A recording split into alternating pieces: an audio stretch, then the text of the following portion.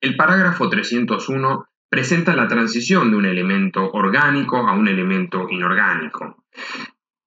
En particular, una reflexión acerca de la multitud o de aquello que, por fuera de las consideraciones propias del organicismo hegeliano, puede nombrarse o puede llamarse como, de manera coloquial, esa referencia a todos, a todas, una comprensión por fuera de las mediaciones que articulan los sujetos colectivos de esta teoría política.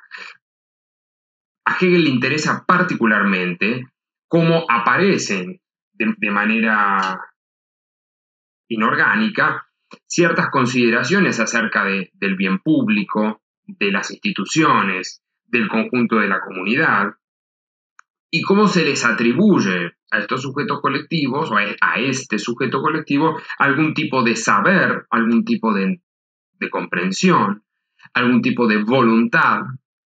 Recordemos que Hegel ya había rechazado de manera muy clara y taxativa aquella comprensión según la cual es posible acceder por intuición, por comprensión inmediata, a un objeto de conocimiento que llamamos pueblo, del cual podríamos deducir contenidos relevantes para la ética, para la política y para el orden público.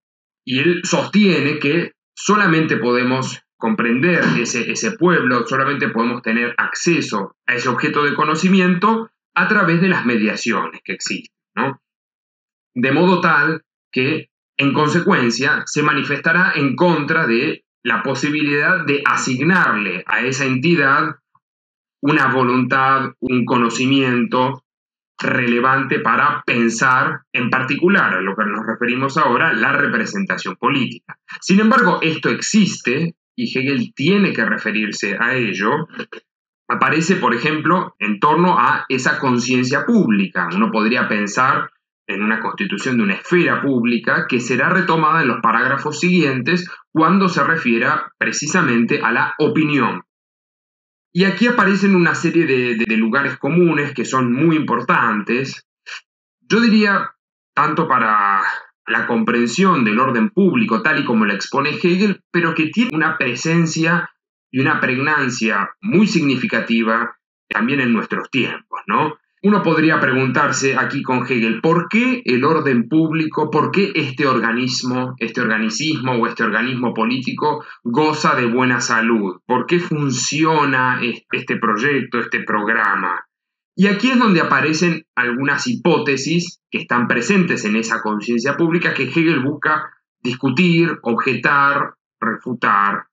En primer lugar, la idea de que los representantes tienen ese vínculo directo con el pueblo, ¿no? Hay una relación inmediata con ese objeto de conocimiento, saben lo que le conviene al pueblo, o el mismo pueblo es el que sabe lo que le conviene, es el que sabe lo que quiere, y hay, por así decir, figuras políticas que tienen que, de alguna manera, interpretar, que tienen que inteligir ese objeto y traducirlo en términos jurídico-políticos, ¿no? Eso sería la posición que rechazaría las mediaciones que precisamente teoriza Hegel. Entonces, por un lado aparece eso. Por otro lado, ¿cuál es la garantía, se pregunta Hegel, de este funcionamiento? Él utiliza este término garantía tanto en la filosofía del derecho como en las famosas lecciones que él da de filosofía del derecho, de filosofía del Estado, que se publicaron luego de cotejo entre diferentes cuadernos de apuntes de alumnos de Hegel. Y esta garantía, lo que busca, esta noción de garantía, busca subrayar que el funcionamiento de las instituciones públicas o la salud de este organismo político no dependen de la buena voluntad, de la mala voluntad de quienes ocupan un escaño en el Parlamento, de los ministros. Digamos, hay una racionalidad que está presupuesta y que está explicitada, que está teorizada en las mismas instituciones, en estas mediaciones, en esta manera, por así decir, tridimensional de comprender cada uno de los momentos del Estado, ¿no?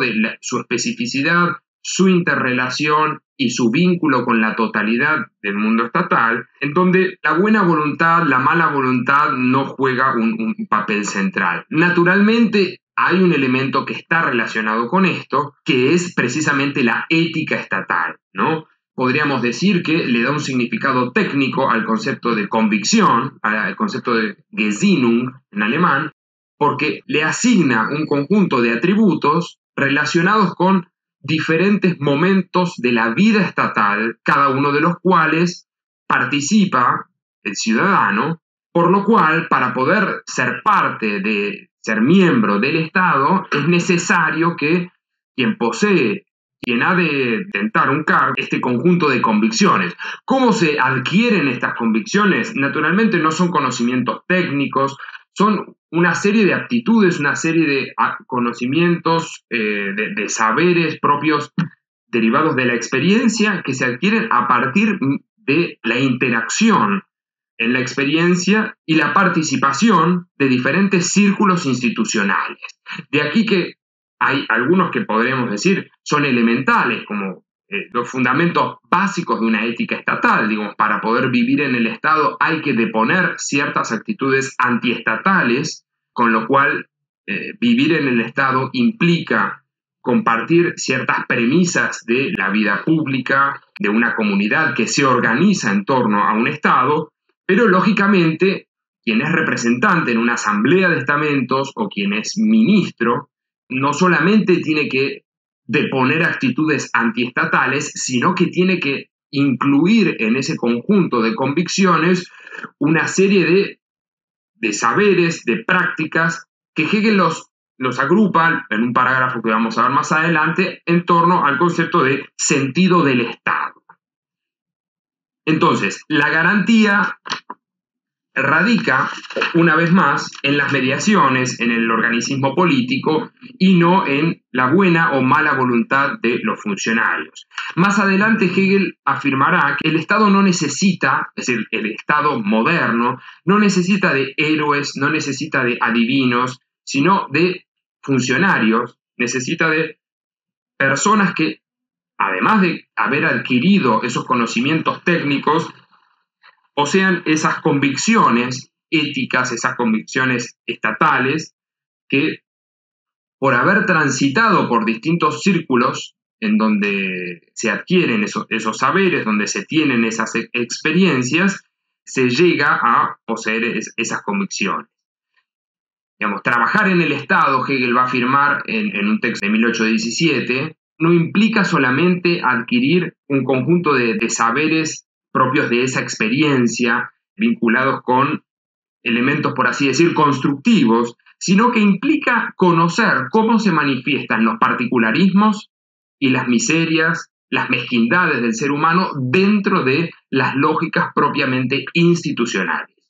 Como eso que aparece en el sistema de necesidades, en el mercado, en la vida social, en la competencia, en esa carrera abierta al talento, tiene lugar en las instituciones públicas, digamos. Esos aprendizajes se dan a través de la experiencia y eso hace que se genere un conjunto de saberes propios de esa situación, de ese contexto. Por esa razón es importante la formación de aquellas personas que han de trabajar en el Estado y no estar, por lo menos en la teoría de Hegel, no se trata de esperar que existan figuras trascendentes, que existan figuras que puedan aportar un conocimiento cuya procedencia pueda, digamos, atribuirse a un genio, por así decir, sino que el Estado necesita un conjunto de miembros, un conjunto de personas que hayan circulado, que hayan atravesado por esas esferas que están en una parte en la sociedad civil y en una parte también en las instituciones políticas, ¿no? De los estamentos, pasando por las corporaciones, a la asamblea y de la misma manera en aquello que, digamos, se da ese tránsito del estamento sustancial al Estado. Eso es fundamental para, retomando el punto inicial, la constitución de un juicio acerca de la esfera pública y del bien público.